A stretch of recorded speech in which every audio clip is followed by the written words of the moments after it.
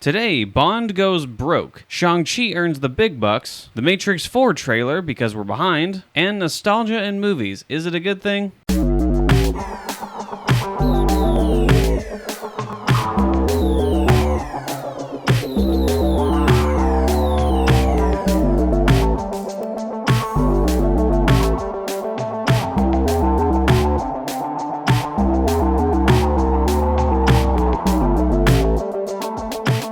It's Sunday, and I'm tired.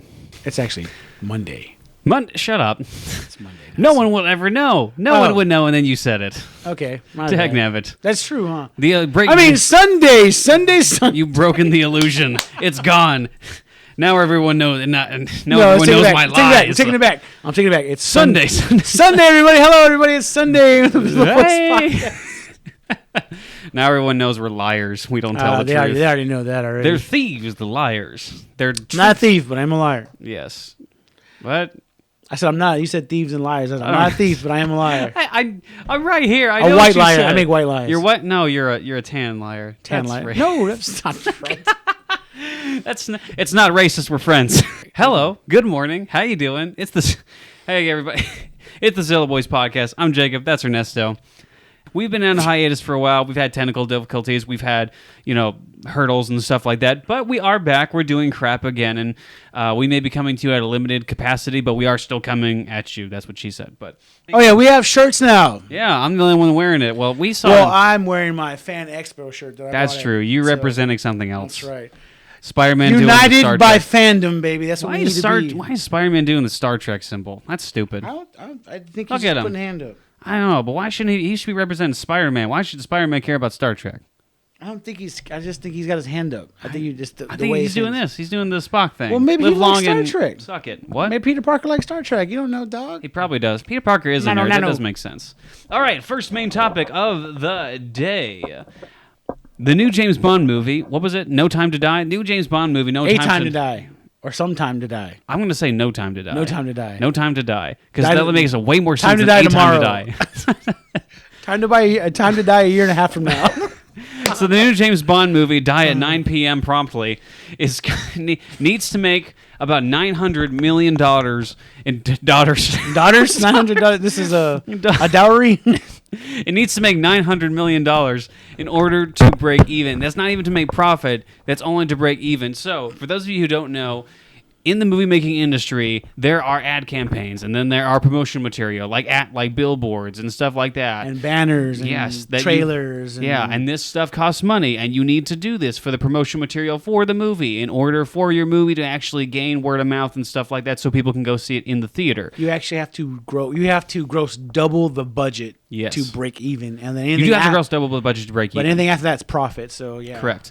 But anyway, with the promotional material, this costs money, and this actually goes into the budgeting for most movies. For most movies, you have to factor in the cost of editors and directors and producers, commercial time, right? But half of that is for the promotional material. And the fact that COVID came along and other delays came along for this specific movie, No Time to Die or A Time to Die. Right. All of this came on, and it got pushed back so many times, and the promotional material kept having to spend money on it because it kept thinking it would come out this time, and now we're up to a point where we can no longer delay this movie anymore because we're at a point where it's going to be too expensive to do so. It's just pretty soon it'll be $1 billion you have to make to break even, and yeah, I honestly do not think it's going to happen, man. I don't. It does. It's a long shot for sure, and even like Shang Chi, what we're talking about next, is very successful movies. Yeah, killing it at the box office, but I don't even think it's made $500 million yet. No, so to think that James Bond, Tomorrow to Die or Some Time to Die, is going to come out and make $1 billion, I just do not see that happening at all. Man. No.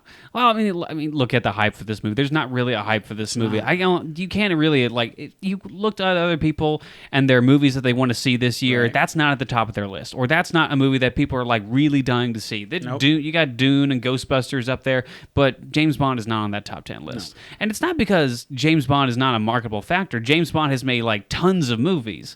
And every single one of them has been relatively profitable. Spectre, which is a relatively recent James Bond movie, was in the $1 billion mark. And I don't think it was. I think the only one that hit $1 billion was the one before Spectre. What was it called?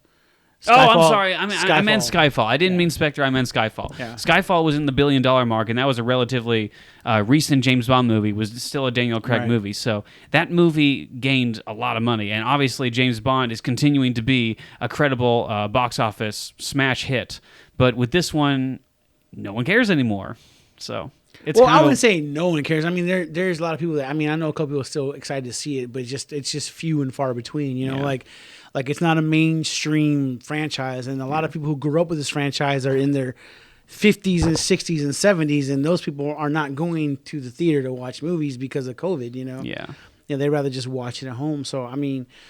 Well, also to the point that this movie has been promoted so much and we've seen so much of it, we may be kind of sick of it at this point. I mean, I feel like I've seen more James Bond promotional materials than any other movie, and I just I don't care anymore. I've seen so much of it, and I've kind of already seen.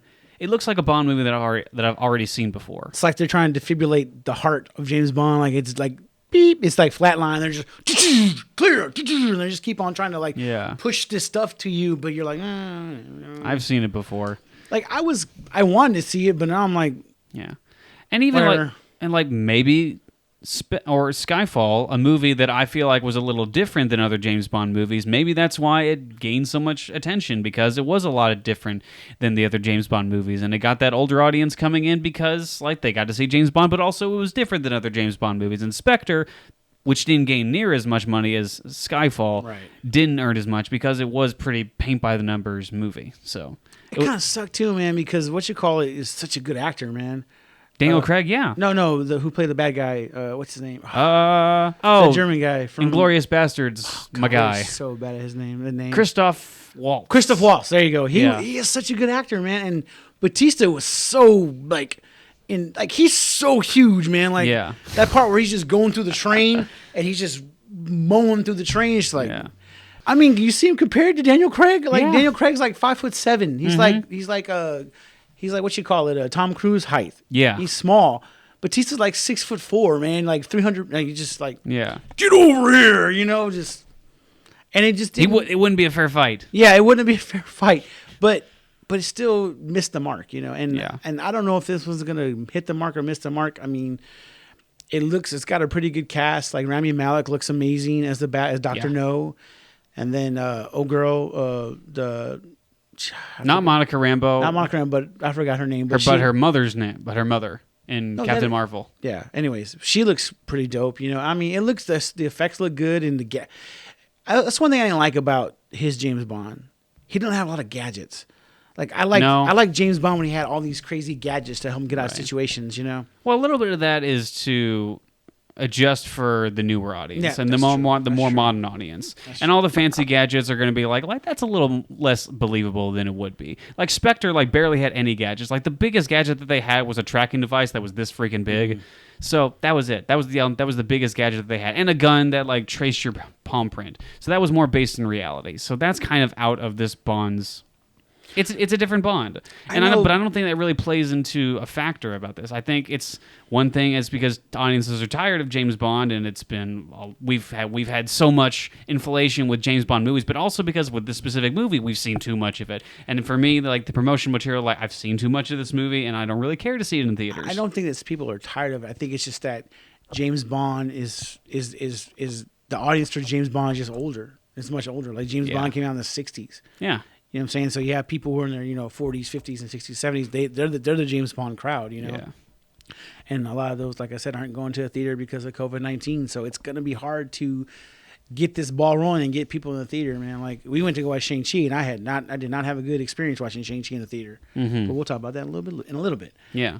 But anyways, but yeah, it's gonna be hard. And then the woke nation's got a hold of James Bond because of some things that Daniel Craig said about James Bond, and now whatever life it did have, I'm pretty sure it's going to be eliminated from the things he said because, woke nation will kill anything, dude. It'll get it, man, and it's going to get James Bond, Yeah, it gets anything it touches. Let's talk about that for a second, segue into the things that James Bond, Daniel Craig said. So there's two things that came out. One's getting more attention than the other because it's very negative, and everyone in the internet always goes toward the negative first. But let's talk about the positive first. There's a video that was released that I saw about Daniel Craig thanking his cast and crew members for sticking with him through all these movies, through all 4 movies that he's been in.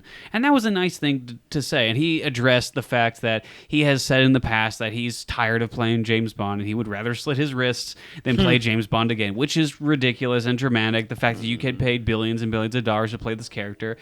Grow a pair. But at the end of the day, like, he was still thanking his cast and crew, and he said, like, I have always had fun playing James Bond and playing in these movies, and thank you to everybody who's been a part of this. And like, that was a nice thing to say, and that was a nice send-off for Daniel Craig. Right. Other than Spectre, it was better than he ending it in Spectre, where he just, had those comments, and those comments originated. I just think maybe for him, like he said, because playing James Bond probably isn't really fun.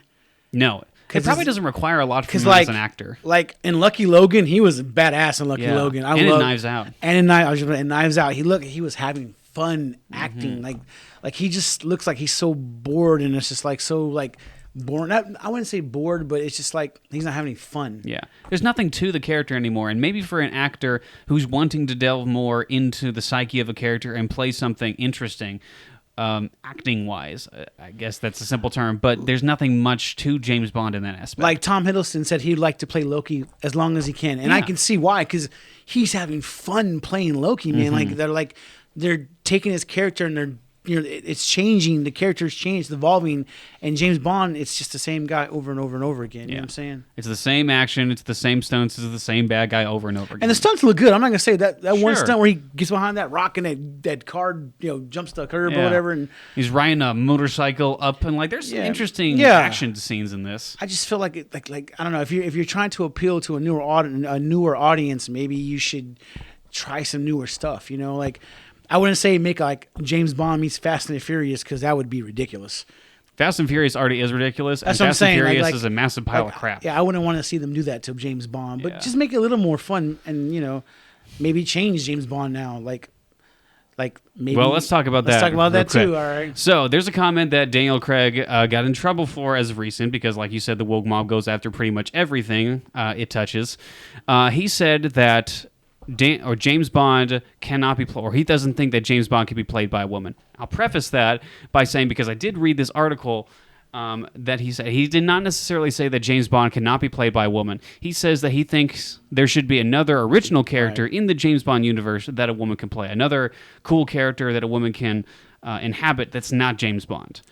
And I will 100% agree with him in this scenario, because if you look at James Bond's origins, the character of James Bond, he was essentially a male fantasization of... He's like a playboy. He's like a playboy. He's a playboy. He's a suave, cool playboy, and all the woke culture coming out, and it's like, that's toxic. Like, you can't do that. Like, well, that's kind of the purpose of his character. Like, that's what he's there for. He uses he's like a Black Widow. She uses her sexuality as a spy. He uses his as a spy too. So, It's two different spies, and that's the origin, and that's like the original purpose of his character. Now you can say, like, we need to update things to modernize some things in movies, and I can agree with that in some areas.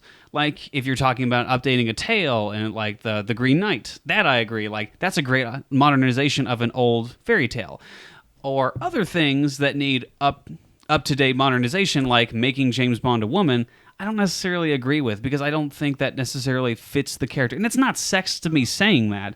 It's just I don't not think the it's sex. intention. I just think it's like it's lazy, man. Like, it is. Like instead of making their own new 007 with a whole brand new name that's a woman that kicks a bunch of ass, and then have her debut in a James Bond movie and then spin off and do her own movie, which makes more money. They're like, no, we're gonna just do this and be lazy. Like, that's what I see it. I just see it as laziness and being uncreative, man. Like when people said, like, when they announced they were gonna make a new Ocean's movie with Sandra Bullock. Everyone was like, "Oh, I don't know, this might be stupid." I liked it, because it wasn't Billy Ocean reboot as a woman. It was his sister, and she had her own team and did her own thing, which I thought was really cool, man. Like, at first I wasn't digging it, but when I watched it, I was like, "Yeah, this is it right here, dude. This is what it's supposed to be. It's creative." You know what I'm saying? Like, it's challenging. I know for some people, writing a strong woman is challenging, but man, like, take on the challenge, bro. Bring it on. I mean, they man. did it back then. We had Ripley, we had Beatrix Kiddo and Kill Bill. Like, think about Sarah it. Connor. I mean, dude, if you think about it, it's kind of insulting the fact that Hollywood thinks they need to put a woman in the male character sphere just because that's a well-known male character, as if you can't write an original woman character that's also this awesome. You just have to replace that character that was originally a man with a woman. Doesn't that kind of seem insulting? Like, what if they made Lupita Nyong'o like the next 007? They didn't have to call her James Bond. You could just call her 007. You know? Yeah. I think she would kill it, dude. She's an amazing actress, and action-wise, she could do it too, man. Right. And I guess also think to go on a little less of a topic. What if you replaced Ripley with a guy? That wouldn't work. Yeah. It wouldn't work. Yeah. Or like Kill Bill, if you replace her with a guy, that wouldn't work either.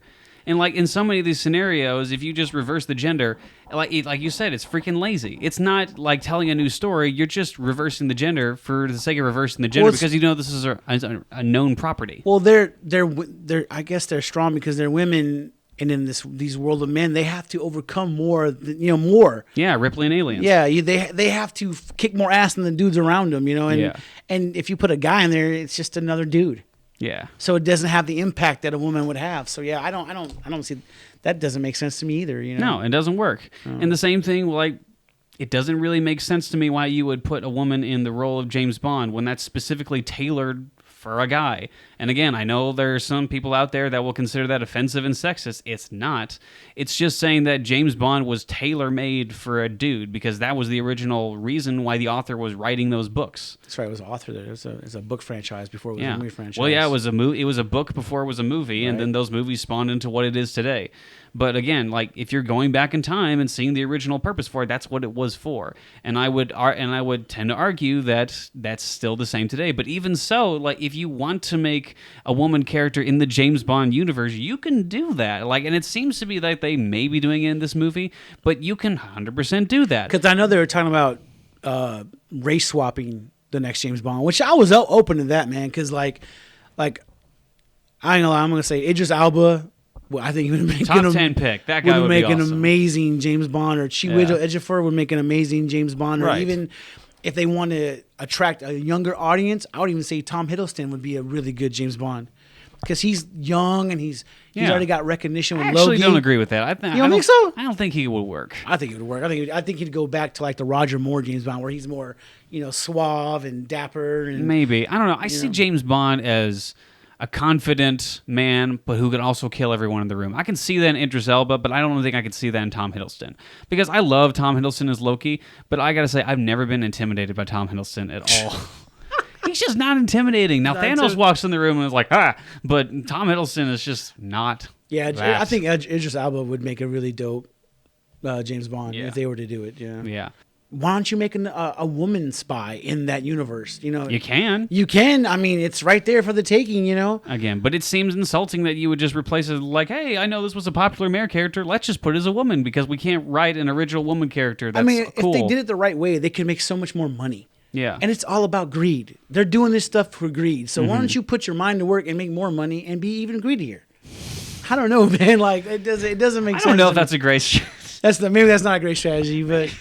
Sorry, don't quote me. I'm just. Some Hollywood executive is going to see this and is like, "That's a great idea. I'm going to get that guy a job. I'm going to hire him at the studio." Gets on a call with a Hollywood executive yesterday. Is like, "See you, Jacob. I'm out of here. I'm going to go work in Hollywood." Yeah, I got the call. They saw our podcast.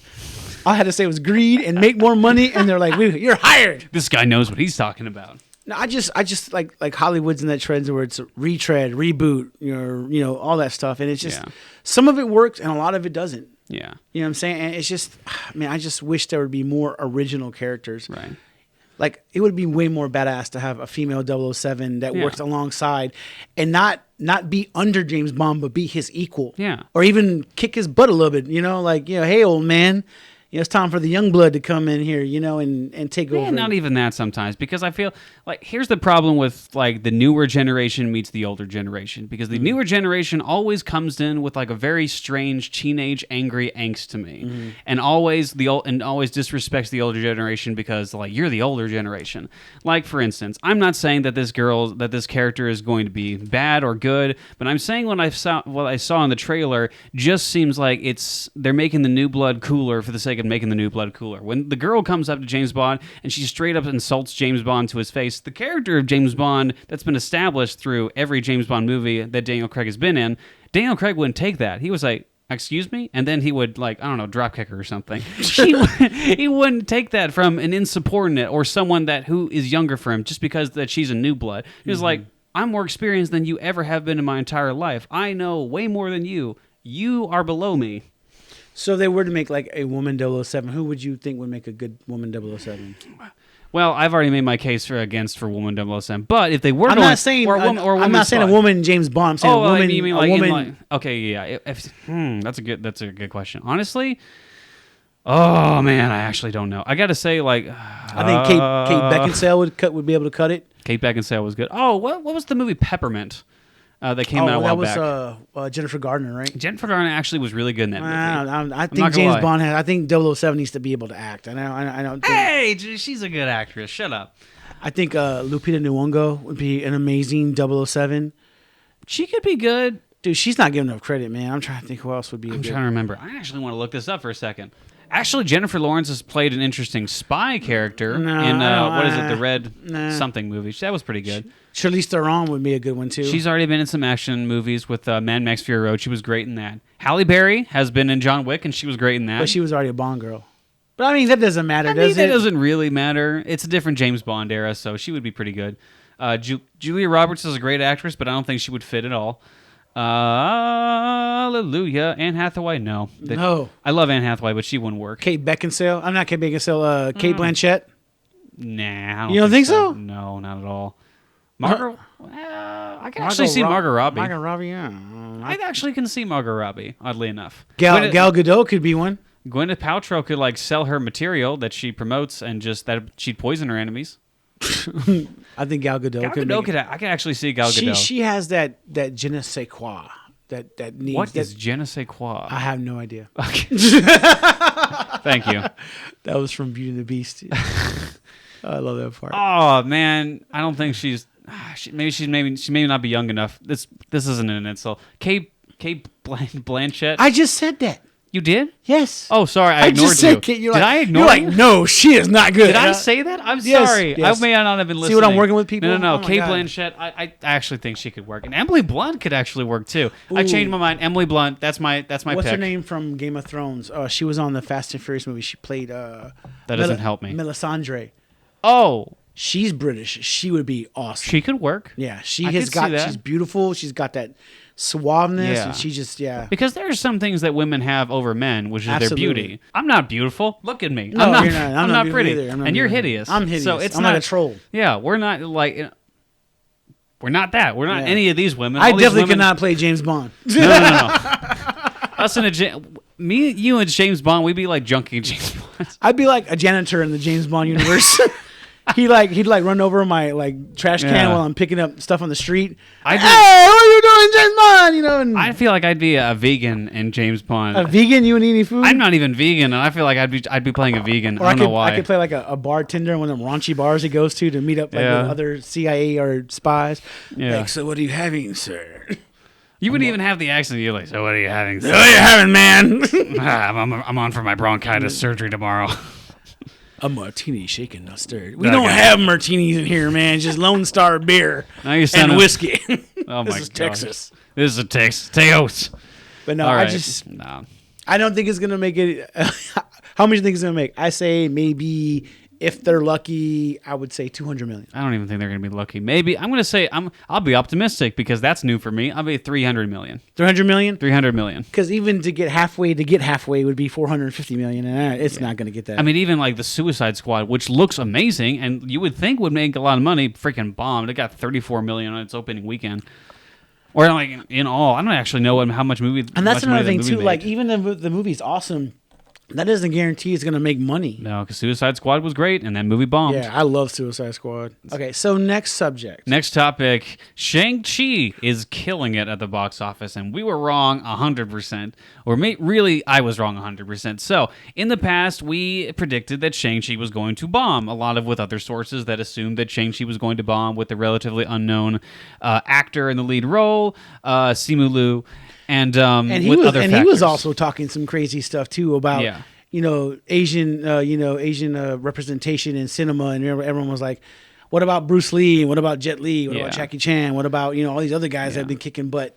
And people are like, and look, everyone thought the movie was going to bomb, or a lot of people thought the movie was going to bomb. Not the case at all. It's actually killing it in the box office right now, and deservedly so. The movie was actually really good. And again, I had low expectations going in. You had minimum expectations. I thought it would do okay. I didn't think it was going to be. I mean, still, we just looked up the numbers. $363 million is not super great. No, it's not the greatest, especially by Marvel standards. Yeah, but in this modern day COVID crap time, doing pretty good.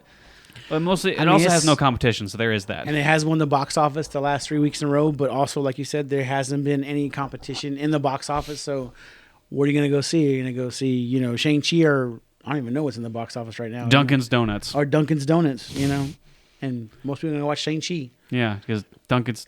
That's not it. That's stupid. It was a really good movie, man. I had fun watching it, and like I said, my bar was really low. And I went in with my expectations low, and I came out really satisfied. And it being, I just wanted a good kung fu movie. That's all I wanted, man. And it was a good kung fu movie. It was, And I loved Morris the Turkey Pig. He was awesome. Morris was the best part, and I can't say that because that was a spoiler. So I do want to comment on it. I will talk about the positives in a second, but I do want to comment on a negative of Shang-Chi that I have. I think the parts that it really excelled on was the kung fu fighting and was the characterization of Shang-Chi and Awkwafina's character. I wish, by the way, she was the best part of the movie. I love Awkwafina in the movie. But those smaller parts where it dealt with the family and it dealt with the father and the son's relationship and the kung fu action scenes, those were cool. The bad parts in the movie for me was when it relied on the Marvel formula, as it would be. Like the check boxes of what a Marvel movie needs to be, and then that's where it failed for me in those aspects. Not necessarily failed, because it was still good, but I feel like it held the movie back a little bit, and I feel like this is a consensus that most people have with the movie. They really like the kung fu aspects of the movie, like the bus fight. It was the best part when it was. Simu Liu was pretty good, holding, like he's never actually really starred in something or had to carry a movie on his back, and he actually did a pretty good job. He's actually really charismatic and charming in the movie. He was. Yeah, so I was really surprised, dude. And that dude had some really good action in that movie too, man. Like really good. Man, he was killing. Like someone came out of the movie, I don't remember who it was, but they compared it to the Raid movies. The Raid, yeah. And that sounded stupid to me. Like it was a Marvel movie. Like what do you expect? But when you see the fight scenes, you understand why. Yeah. Because they're freaking great. Yeah, because the Raid is still probably in the last 20 years probably one of the best movies to come out, man. It came 100%. Out of nowhere, and when I think it was John Campea that said that on his show. It probably was. And when I was like, whoa. No, yeah, you're right. I was like, whoa, you're saying the Raid? That's a high bar. And I was like, okay, well, I don't know. Don't say about that. Raid is special. But then when I came out, I was like, yeah, this movie slams, dude. This kung fu was really good. This movie slams. Yeah. Well, I don't know. Smack. I don't know. This movie smacks. This movie is busting. I don't know what they say. I'm talking some smack. But yeah, I was really happy with it. I was surprised with it. And I'm glad it's doing good at the box office.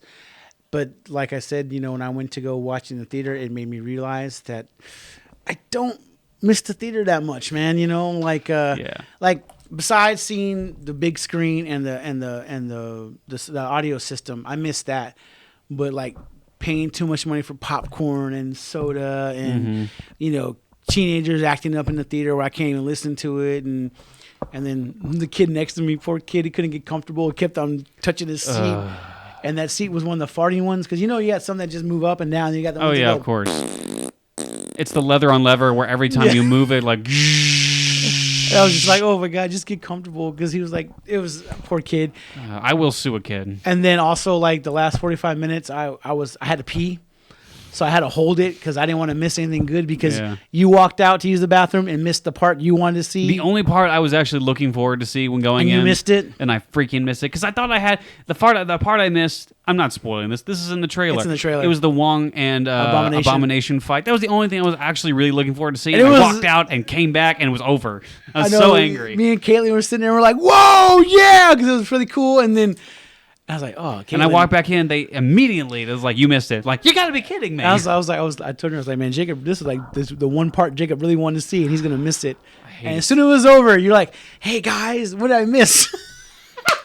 You're like the only... That's usually what I say. Like, just tell me what I miss, and I go to the bathroom and I come back, and I usually don't miss important things. And I came back and I missed the only thing that I was looking forward to see, and I still haven't seen it. That was hilarious. And I don't want to go pay to see it again. So. Yeah. Just when it comes on Disney Plus, we'll just watch it at my house. Yeah, we'll just watch it again. That's right. But like, hey, Disney, I guess they took my strategy into consideration because they played it in theaters first, and then they're going to do Disney Plus afterwards, and they actually have a good revenue coming in because Black Widow didn't do as much. I'm talking too much. Go ahead. I would say it had good revenue and just not amazing revenue because I mean it's COVID time, so you can't have amazing revenue right now. It's really hard, man, to gauge this stuff, man. Like you don't know what's gonna be a flop or a hit. Like Fast and Furious, was it 10? The last one that just came out? 9. Well, 9. They said it made a lot of money, but a lot of people were saying it was garbage, man. It was garbage. Garbage. I didn't watch it. I don't like those. But movies. It didn't have. Man, me and Caitlin went to go see that. Ironically, I'm not even kidding when I say this. They actually go to space in this movie. They take, it was kind of funny if you watch it with some alcohol in your veins. But it's just so stupid, and they're reaching so far. I can talk for hours on the stupid Fast and Furious movies. I'm going to change back to this. And like Suicide Squad, I've seen that movie like 6 times, and it does not get old. And it flopped. It was a super flop. So stupid. Yeah, it's just the strategies. I don't know what they are. I mean, like there are weird factors that play into these movies. Like the Many Saints of Newark. I think that's going to be a real good movie, but it's not going to make any money because it's going to be on HBO Max, and then it's going to be in the theaters too. And even like I'll take an example that came out a few years ago, the Venom movie. Like that's a weird example of a movie making oddly a lot of money because you wouldn't imagine that movie that was actually a critical failing would do so well in the theaters, and then it actually came out with a sequel that also doesn't look good at all. I don't know. I'm optimistical because I want to see Andy Serkis. Optimistical? I'm optimistical. You're mystically optimistic. That's right. I'm mystically optimistic. I'm optimistical. This is Andy Serkis' second movie, and I liked Mowgli, and I want to see what he does with his character, man. And I'm just gonna support Andy Serkis, man. And also, Tom, I didn't really like the first one because it's not that I don't like the movie; it's just that he is a Spider-Man villain, and you don't even have Spider-Man in the movie. Yeah, which is hard to sell to me because I want to see Spider-Man and Venom go at it. Yeah. He's also a bastardization of the character of Venom, and that is, if you actually read the comics and know who the character of Venom actually is, that's not really Venom. And I can get past that because I didn't grow up with the original character of Venom, but I can look at it for what it was. I really enjoyed the original, but I'm not really interested in this one. Okay. Okay. Okay. I mean, I can't argue the fact that if you want to go watch it or not. And I think, and also it's got Woody Harrelson and whatever he's in, I love it. He looks cool. He's one of those guys you can put him in anything, and like I thought he was one of the coolest parts of Solo, man. I like. That's true. I like Woody Harrelson, man. I mean, Solo wasn't even a bad movie. It was just, What happened with Solo is that the story of how Han Solo met, Chewbacca and the way he came up has already been written. And they chose to ignore that and make their own story. That's why Solo sucked. Well, argue enough that like the original canon material on the books was better than the stories that we got on the sequel trilogy. But that's a whole other topic that I would love to go into, but I'm not going to today. All right, so we've said our piece on Shang-Chi and it doing... I give it a thumbs up. Shang-Chi was great. If you get a chance to go watch the theater, go watch it. 100% worth it because there's nothing else in theaters other than, Rob's Donuts. That wasn't even the original thing I said. You said Dunkin' Donuts. Whatever. It could be Rob's Dunkin's Donuts. Or Willie's Donuts or something. No. Next subject. That brings up images. Star Wars Visions came out. Oh, yeah. People are talking about that, and people have seen that. I haven't, but you have. I have. I've watched everyone except for the last episode. I haven't watched that. So I'm going to quiz you on this. Okay. So, overall feelings. Was it good or was it bad? It was good. Okay. What were your, overall thoughts about it? What'd you think? It was like, I liked it a lot. I thought it was really good. Every story was different. Every animation style was different. The one gripe I do have about it is that all the stories are about Jedi and Sith. There wasn't like a bounty hunter story. There's some slurring today. There wasn't like there could have been like a pod race story. There's so many other things they could have done. Like maybe a Sabat game at a cantina or something. I mean, there's so many other aspects and plot lines they could have used in Star Wars, but they decided to just to keep with the Jedi and Sith. The straight and narrow. But they were good. They were really good. Like my favorite one was Lop and Ocho with the rabbit girl. Yeah. That already sounds like an anime story right there. But because like I think Star Wars needs more alien characters, man. Like we need to get away from the human characters and start delving into. I mean, it's a freaking universe, and everyone's human. Yeah. Come on, man. Where's the woke mob coming out for your alien? Yeah, diversity? Where's that for? Like we need more aliens. I want some squid people. Where's some squid people? And it just the animation was some of it was so beautiful and so crisp and so colorful. Like I felt like I was watching some dope anime. It was Star Wars themed, but it was anime, dude. You know, like. And then I think my second favorite one was it's called Tatooine Rhapsody, where it's about the lead singer of this band. He is a Jedi. I guess he escapes from the Clone Wars episode 2. He joins the jazz band at the testicular looking. No, he joins. He ends up linking up with his Hutt, and they start a band together. And it's pretty cool, man. It's got Jabba the Hutt in it, and it's got Boba Fett. Like the Hutt is like Jabba's like nephew, and he escapes the Syndicate because he wants to play music. He doesn't want to be a part of the Syndicate. Yeah. And Jabba ends up taking him prisoner. You know, he's gonna kill him, and his band comes to rescue him. But instead of fighting and blowing stuff up and lasers, they actually play. And their music is so good that like Jabba like releases his nephew, and instead of killing him, he's gonna just like be the manager of the band. And it was cool to see more music in Star Wars, not just like to see like them play like I like rock and roll music. That's one of my favorite. That's probably my favorite genre of music, and to see these characters play like the drums and the bass and the electric guitar, it was cool. I really dug it, man. You know. It was different. That's interesting to see. It's interesting to see a different type of animation style and what the anime can actually do to Star Wars. There was a specific clip that was released online that I saw about an umbrella-looking dude who was... It's a female. Yeah, an umbrella-looking lady with a red lightsaber that was twirling around, use it as one of those propellers like they did in Rebels. And we're in Rebels where that looked absolutely ridiculous and I thought it was stupid. This looked freaking awesome and it looked really interesting, and that's what the anime style can actually do to some of the things in Star Wars. It can take some of the very strange and weird aspects and breathe some new life into it. Yeah, there was a part in that episode where she pulls the umbrella out, and this droid has this like laser minigun. He's like trying to shoot her, and she just twirls it and it just reflects all the blaster fire. It was really sick. That looks freaking awesome. Yeah, that was a really good episode too. And the protagonist in that episode, he wasn't even a Jedi. He was a Sith. He was a Sith. I guess he broke apart from the Order, and now he's hunting Sith, which was pretty cool. It was a pretty cool, thing. Yeah. And the fight between her and him on this log going down this river was freaking amazing. Like some of the action was really, really good. Yeah. Interesting. Like on my favorite episode, Lop and Ocho, the main character Lop, her family dies and she's living on the streets of this city and on this planet, and she's adopted by the magistrate of the city, and the Empire comes in like how do I explain this? Okay, the people there, they don't have a lot of technology. They're like I guess it's like ancient like Japan, where they don't have technology. They're not using spaceships and lasers. They have swords and nunchucks, and they bring the Empire in to help them, aid them with technology to bring their people, and to make them more advanced. Yeah. And the father of this family is like, we don't need them here. They're just going to take over. They're going to take what they want. They're going to give us what we want, but they're going to take what they want and take more, and they're going to drive us out of here. And one of the daughters is like, we need them here. We can only survive if the Empire comes in. Yeah. And the bunny character, she's adopted by the family, and she's trying to find a middle ground for both of them, but there's not.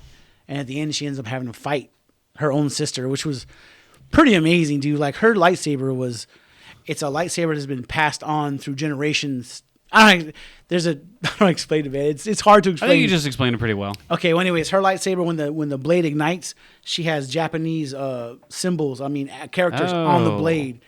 That's interesting. I've never seen that before, and just the action was so incredible, dude. Like it was really good. Yeah, anime action has a different feel to it. That I was actually interested in bringing that aspect to Star Wars. Not really relative to the stories. I wasn't super interested in the stories. I do want to talk about one thing that you mentioned at the beginning, the fact that it was just like Jedi and Sith, and the fact that we kind of mentioned this a second ago with the original canon material being very vast, very expansive, and very interesting, and had a lot of great stories. Do you think we're missing a lot of material by ignoring a lot of these old canon stuff from Star Wars? No, I think that this was just like a test run to see if people are actually going to like it, and then the next season they're going to expand on different stories. Because, like I said, a pod race or a bounty hunter going after like a Mandalorian going after someone for the bounty. You know, there's so many like our spaceship. You know, like a Kessel Run or something. There's so many other things they could do that would work in the realm of anime. Right. You know well, that's kind of weird to say because it's Star Wars. You can do crazy. It's kind of like Marvel now. Like Marvel has kind of run, not necessarily its course, but Endgame's happened. Like we've had the build-up, we've had all the stories, and now we don't need the cookie-cutter Marvel movies anymore. We don't need like the generic Marvel movies. We can get weird. We can get crazy. So, and Marvel's not necessarily doing that as of right now. They may do that with the Spider-Man movie, but they haven't done it as of yet. They haven't gone weird with their movies, and I feel like Star Wars can do that because it's freaking Star Wars. That's what The Mandalorian was. It was something new, something we've never seen before. But we always go back to The Mandalorian for that. We don't have any other real like material that actually had balls other than The Last Jedi, and that movie was just stupid. That was just a total waste of a movie, man. I'm sorry, man. I'm not. I don't like the sequels. Force Awakens was okay, and other ones I'm just like, no. I'm not getting into that. I just think that we have a lot of shows coming out, you know, that are in the pipe, and it's gonna be different things, man. Like Lando. I don't know what Lando's gonna be about. He's a suave. I think it's gonna be about Lando. Okay, it's gonna be about Lando, but Lando's a different kind of character, man. You know, he's a suave ladies' man, gambler. You know, doing a robot. He's not doing a robot, man. Man, that's confirmed. Unfortunately, that was weird. Whatever. That was a weird thing in Solo. Like, I really want to see what the Book of Boba Fett's going to be about. Like, that's going to be something probably different Book of Boba Fett. It's going to be. But what is in the book? What is the book about? Boba Fett. But I'm saying, like, they're going to have chances, and like the next Star Wars movie is gonna. It's not going to have the Jedi. It's going to be Rogue Squadron. It's going to be about dogfighting. So that's another thing they could have done. You know, and Rogue One, we got to see a different side of Star Wars, like random rebel soldiers. That was interesting. Yeah, like I said, Vision's really good. I enjoyed it a bunch. It's just I wish they would have just done maybe 2 or 3 different ones. You know what I'm saying? Yeah. I mean, each story is different in its own right. Mm-hmm. It just still has that same like Sith Jedi, you know, story plot line. Yeah. And one of my favorite characters was David Harbour. He plays David Harbour. He does the voice of a Jedi, and he is.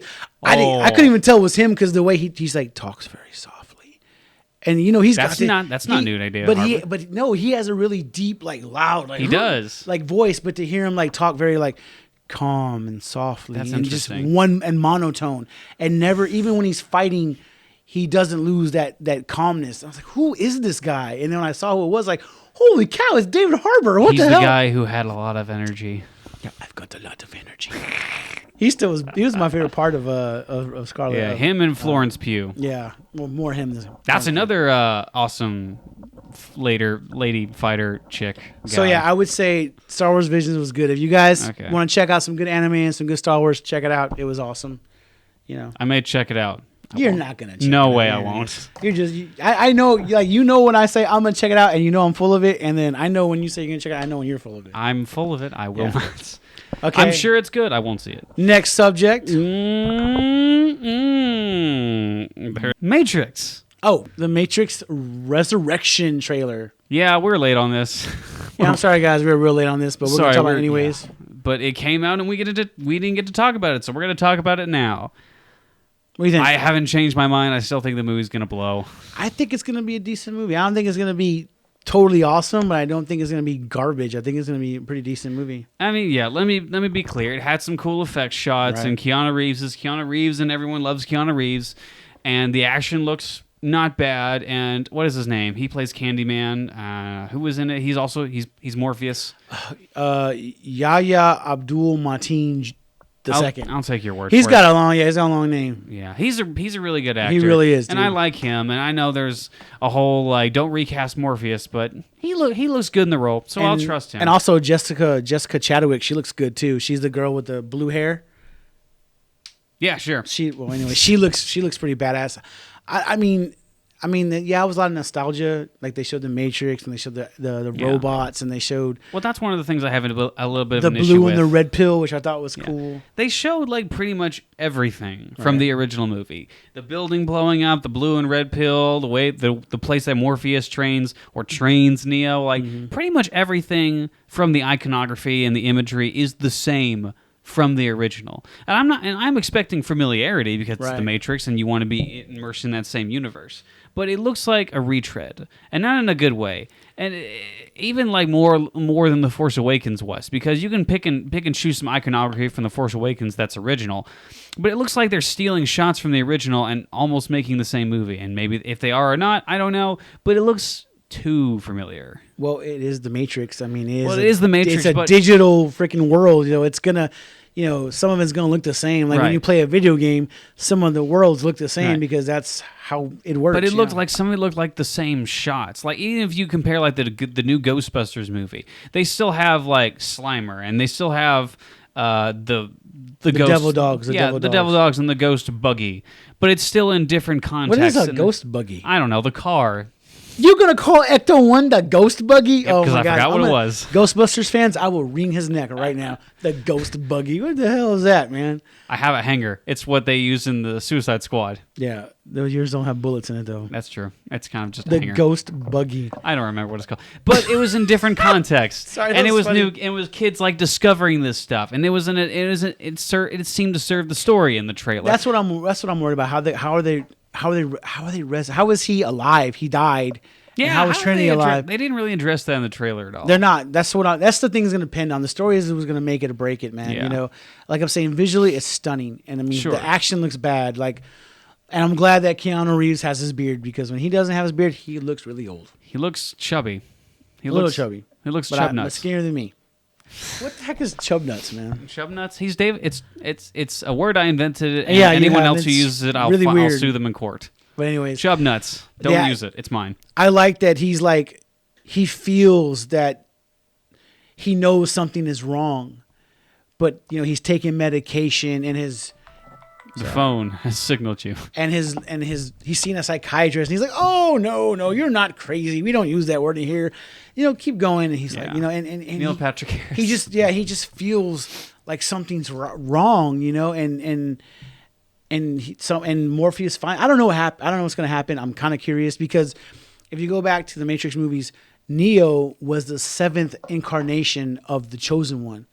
The Chosen One has come in 7 times before. Yeah. So maybe this is another incarnation of the Chosen One. It's possible, but I really hope they don't go a Professor X explanation and where they barely explain it at all. Remember in Days of Future Past, where that was a really good movie, but it had absolutely no explanation of how Professor Xavier came back to life. Yeah, they didn't explain it at all. They just you mean in Logan? Right. Well, no. In Days of Future Past, because X-Men 3 he dies. X-Men 3 he was he not only died, he was freaking disintegrated. Right. But at the beginning of that movie, he was back, and I'm like, why is he back? We don't know. He's just back. Enjoy it. I mean, I enjoyed it. It was a good movie. I did. That was just a lingering question. Why is he back? I don't understand. I'm very optimistic. I think I'm gonna go see this movie because I like the franchise. Part 2 Reloaded was okay, and Revelations I thought was the weakest of the 3, but still had some really good parts in it. Had some good action in it. And I like this world, man. I like the Animatrix movie. That was a really good movie with all the anime shorts. Yeah, that was actually really cool. That was really good. So I just want to see what they're gonna do with this movie franchise, man. I want to see what they can do with the story. That's gonna make or break it as a story, man. Sorry, go ahead. No, you're good. The only reason why they were actually going back to this movie is because one of the original directors said they come back and tell a new story. But all I'm seeing is the original stuff. Now, they may have a completely different story, and I may be only seeing the images in the trailer, and it might be 100% different. I don't know. It could be. Mm-hmm. But I'm worried that nostalgia is just going to take it over because we all know how much nostalgia really dictates what Hollywood does at this point. Because as of recent, we've been getting nothing but sequels and prequels, and everyone knows this because everyone sees it. And like even the original movies like Shang Chi and that kind of stuff, it's bogged down by the Marvel formula. Yeah, it could have been something original. I mean, it was something original, but it could have been something way more if they would just steered away from the Marvel formula and let it do its own thing. Right. Yeah. And that's why a lot of people, including myself, really like movies like that A24 is throwing out, because a lot of those movies are very different and weird and freaky, but they're also like something new. Like even The Tale of the Green Knight, like the movie that was released this year, which is so far my favorite movie of the year. That was 100% original modernization of that original fairy tale, and it was really, really good. And I saw a trailer in the theater of that movie about a boy who's also a lamb, and it's freaky and it looks weird, but it's also original. So A24 is just, I don't know what it's called. I think it's called Lamb. Is it like it's a horror? It's a horror movie. Oh no, it's called Antlers. Is that what no? That's with Harry Potter, Daniel Radcliffe in it, but it's not the same thing. Okay, my bad. I'll have to show you this because it's freaky and that it's weird. was Horns, wasn't it? That was Horns. Antlers is not the same thing. It's a scary movie, though. It is a scary movie. Okay. I actually don't know how that did. So, talking about our next subject, nostalgia in movies, man. Like there's good nostalgia and there's bad nostalgia. Like, there's tit for tat and everything, man. Like, I would say, like, The Force Awakens, it got me hyped with nostalgia. I'm sorry, at that time, the Star Wars franchise was dead. We never thought we were going to see another movie. Right. But I think the reason nostalgia really worked in that movie is because you thought it was going to be building up for a reason. Yeah. And I feel like if the sequels were better, like if The Last Jedi was better and if The Rise of Skywalker was better and it was actually leading up to something, then that nostalgia would have felt meaningful. But as of right now, where that trilogy led and there's no connecting tissue to any of those movies, it feels nostalgia bait for nostalgia bait, and that's what a lot of movies feel like nowadays. Terminator Dark Fate was the same way. It was nostalgia bait. Like, it was nostalgia, but the story was garbage, man. Like it was like they brought John. Was it John? Who played the kid who played John Connor? I forgot his name. But anyways, they brought him. I don't know. They brought him back just to play a kid version of himself, man. Like I got hyped when I heard that he was going to be in the movie. Like, oh man, they might actually do something here. And then spoilers. And then, well, I'm sure it's been out for like 2 years, so I'm pretty sure like people have seen it now. But he was shot in the opening. Yeah, they use him, and they don't even use him right, man. And even Sarah and even Linda Hamilton, she wasn't used right, man. Yeah. She was put to the back burner, Like when they used Harrison Ford in The Force Awakens, he was a main character. Yeah. He wasn't put to the back burner for Rey or Finn. He was guiding Rey and Finn. You know what I'm saying? He was showing them how it was done, Yeah.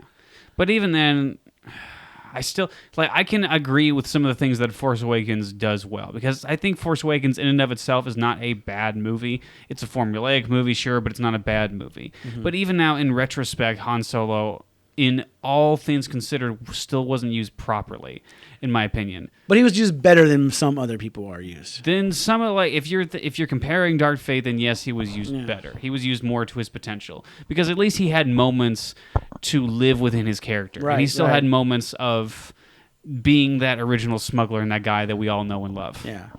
Linda Hamilton, that Nerf herder that we love so much. Yeah, the Nerf herder. Scruffy looking Nerf herder. Who's scruffy looking? Get this walk-in carpet out of my way. Chewie was wasted. Like, Chewie had nothing to do. Poor guy. Even in all 3 movies, he was wasted, wasn't he? He did nothing. I remember the things that I remember in each movie. He got shot in the arm in Force Awakens. He ate a porg in The Last Jedi. I don't even remember anything he did in Rise of Skywalker. He was playing... Oh, he fake died. He fake died. Oh, that's right. That's right, because Ray thought he killed him, right? That's right. And they got all emotional, even though I'm sure they barely know Chewie. And then, some good nostalgia would be Ghostbusters Afterlife. Yeah. It just gives you enough to just, okay, this is within the same realm that the other movies were. You know what I'm saying? But also the context is different, because it's a new generation of kids, and that would honestly be nostalgic for them, because that's something that they grew up with, knowing that the Ghostbusters existed, and then them finally finding some memorabilia of the Ghostbusters, or find out that your grandfather was a Ghostbuster. Finding out your grandfather, so that's new, and that plays into the story, because it's a new kind of generation, and it flows into that story. I'm not gonna lie. When we went to Fan Expo and we met that dude with that proton pack, Yeah, and it looked really good, and I was like, "Does it turn on?" And he's like, "Yeah," and he pulled it off, and he lit it up, and it made that. I was like, "Oh man!" And that was awesome. And I asked him, I was like, "Are you ready for Afterlife?" He's like, "You bet your ass I am." You know. Yeah, Fan Expo was great. Yeah. Oh, Mad Max Fury Road was some good. No, I don't think that was nostalgia, was it? That was barely even nostalgia. That was kind of a continuation of that series. That's right, right? I don't know. I think that's an example of doing a sequel well. Okay. I just think, like, again, if you're going to bring back Matrix up again, a lot of that seems nostalgia bait, and you hear that going on all the time nowadays. Nostalgia bait, nostalgia bait, nostalgia bait, and that's what a lot of people go to the theaters to see, is the remembrance of their childhood. But even like with the new generation and the woke culture coming in, a lot of that nostalgia bait is just being pushed to the side for the new, cooler generation of people. And it doesn't hold up, because like Rey was supposed to be like the new, cooler Jedi because she was powerful and she's better than all the Jedi because of the scripts that said she was powerful. But really no one, but her character is the least interesting in all of those movies. And then the one character who was interesting in the first movie, I love John Boyega. John Boyega, he gets pushed to the back burner in the next two movies, man. They did nothing. He was the best. He was one of the best characters in The Force Awakens. Yeah, he's the best character in that movie, dude. Besides next to Kylo Ren. Okay, next. I like Kylo Ren. I mean, charismatically, like Kylo Ren was the dark bad guy. But even like Poe was pretty good too. Yeah, but Poe was out of the movie. Like he wasn't even most of the movie. He was in the beginning and the end. You know. Yeah, John Boyega, for all intents and purposes, felt like the main character of The Force Awakens, and he felt like the character who had the most potential. Yeah, he did. Absolutely. At least has originality. Like a stormtrooper who defects. That's interesting. They didn't do anything with him with The Last Jedi or The Rise of Skywalker. They wasted him. Yeah, that's pretty. And John Boyega even agrees with me. So yours. How do they talk him into coming back for a show? I don't know. Probably for the. They said, "Here's big bags of money. We're sorry. Put this money. Please. It'll make it feel better." Gosh. Which even like we were saving his characterization for the show. Why couldn't you have done that in the movies? Exactly. Yeah. Even with like Rian Johnson, when he was saying like there's more to this story if you read my book. Why couldn't you put that in the movie? Yeah. That doesn't make any sense. Like there's a shot of Luke Skywalker that was in The Last Jedi of him mourning the death of Han Solo that for some reason wasn't in the movie, and it's in the book and it's in the deleted scenes, but it's not in the movie. Yeah. Why would you not include that? You're stupid. Even think about it, like when he took the two dice, and I mean even just like, "You owe me two, kid," or "Watch out, kid, let's blow." You didn't even hear any voice, or he's just like sitting there like. Yeah. Like I watched Empire Strikes Back this weekend with Zoe, and man, it was so good, man. It was like. Why don't you give the context about that? Because Zoe's not a fan of Star Wars. Yeah, well, she was in her room like doing her thing, and I was on the couch watching Star Wars, and she came out and she's like, "Dad, let's hang out." I was like, "All right, well, let's hang out." And she was like, "Well, can we watch something different?" I was like, No. I was like, "I'm already watching this. I'm already into it. Yeah. If you want to be ahead with me, we're gonna watch it." She's like, "Okay." So she had her iPad. She was playing games and watching it, like half-assed. And then the more the story went on, she got more into it and more into it. Like, and then like she couldn't stop asking questions about Darth Vader and Luke Skywalker. Yeah. And then when they finally show the part where like, "Luke, I am your father," she's like, "Whoa!" She's like, "What? That's his dad?" I was like, "Yeah." And then even after like he like falls and tries to commit suicide, his dad just cuts off his hand. He's already got this like he's already accepted that's his dad. He's already calling him father, and he's got that link. And she was just like, "That's crazy." Like this guy was ready to kill him, and he's all about being support. Like he's got this bond with his father already. And I was like, "Yeah, baby, it's pretty intense storytelling. Like this is what Star Wars is supposed to be about. Yeah." And she was all into it, and I was trying to talk her into watching the Return of the Jedi. She's like, "No, that's enough for me." I'm done. She's not a big Star Wars fan, but the fact that her and I got to sit down and watch Empire Strikes Back was really dope, man. It speaks levels that even if you're an older generation and you see these movies that were made back then, and you can tell because some of the stuff was dated back then, and you know what an old movie looks like, but you get sucked in by the story and you get sucked in by the characters, and that's the best thing the original trilogy did. Like the effects still hold up today, and the stuff still holds up today, but the story is what we all keep going back for. And that's what like watching that and watching Return of the Jedi again, it just makes me so mad about The Last Jedi, because Luke Skywalker would have never given up on his nephew, dude. Yeah.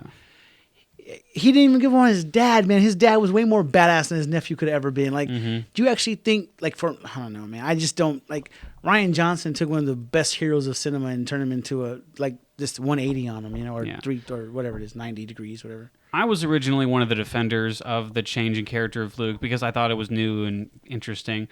Over time, I kind of got sucked into the realization that it was just new and a change of character for the sake. It just feels like shifting your expectations or like molding your expectations for the sake of it, and it doesn't feel like it's in line with the character. And realizing and going back and watching those movies and seeing who Luke was, it's not a natural progression of the character. It's just a plot twist for the sake of a plot twist, and it feels like a bastardization of what Luke actually is. And there's sometimes when people change characters, the motivation of the character, and some people don't like it, but like Batman versus Superman, Batman killed people. Yeah. And people did not like that about Batman. I actually kind of dug it because I did dig it because in the movie, Superman has powers and everyone knows Batman has no powers. Yeah. So they don't take him seriously anymore. They're like, yeah, whatever. You ain't nothing compared to Superman. So that he has to take it to that next level to get the respects of criminals again. He's mowing down people. Yeah. And if everyone says that Batman doesn't kill, go back and watch the original Tim Burton movie. He kills people 100%. Yeah, I gotta go back and watch that. Yeah, the original Batman, the movie that's just called Batman, he blows up an entire building full of people.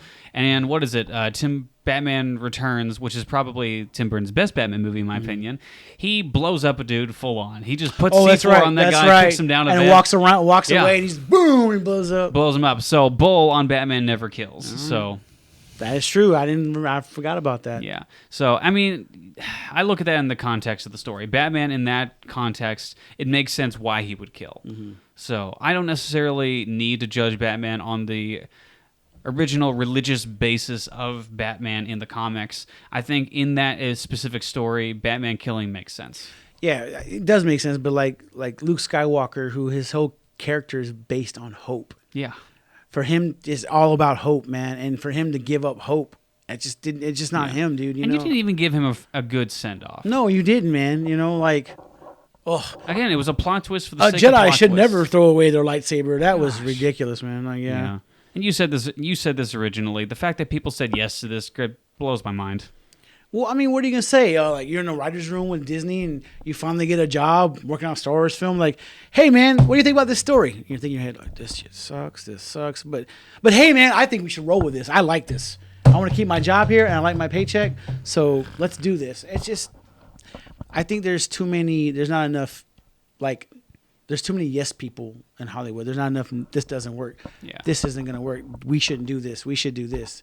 And I think that's George Lucas said, when I was making the prequels, no one would even tell me I had a bad idea. Everyone would just say it was good, say it was good, say it was good. That's why the first two sucked, Phantom Menace and Attack of the Clones. And the same thing with The Hobbit. No one was there to check Peter Jackson into saying, this ain't going to work. Let's not do this. What is it? The original trilogy of Star Wars movies, he had a bunch of people telling him, this won't work, this won't work. Yeah. I mean, even Han Solo famously said, you can write this dialogue, but you can't say it. Yeah, like you need that, man, and I think there's not enough of that these days, too. No. So I think that's it. I think we're things too. Yeah, I think we've gone a long time. All right, that's it. We got a long time, but we haven't been here in a long time, so we got to make up some time. Exactly. We have to make up the crap that we miss, and we've missed a lot of crap. We missed a lot of crap. And thank you for our 128 subscribers. What? And thank you to everybody we met at Dallas Fan Expo. Y'all are fantastic. Everyone who we interviewed was awesome. Everyone was nice. We met a lot of cool people, saw a lot of cool things, and we interviewed some more people, but because I'm a really shitty cameraman, it wasn't in focus. So some people we had to cut out. We do apologize for that. I got to get better on the camera. Sorry about that, man. You didn't know how to operate it. It's fine. No, you're like, Ernesto, this is how you do it. You understand? Yup. And then I was like, okay. Yeah, I went in the editing room and looked at the interviews can't use that, can't use that, can't use that. What is this dude doing with the camera? Well, I had a good time. The video turned out good. Yeah, man. it turned out really good, man. Like I said, it was amazing, and everyone there it's a really family friendly environment, dude. Like you have like 15... Everyone was so interested in being interviewed. No one said no. Everyone we came up to was like, "Hey, you interested in an interview?" They feel like a rock star, yeah. Or even take a picture with somebody. And we're like, "Oh yeah, I'll take a picture." You know, of course. What was the best costume you've seen up there?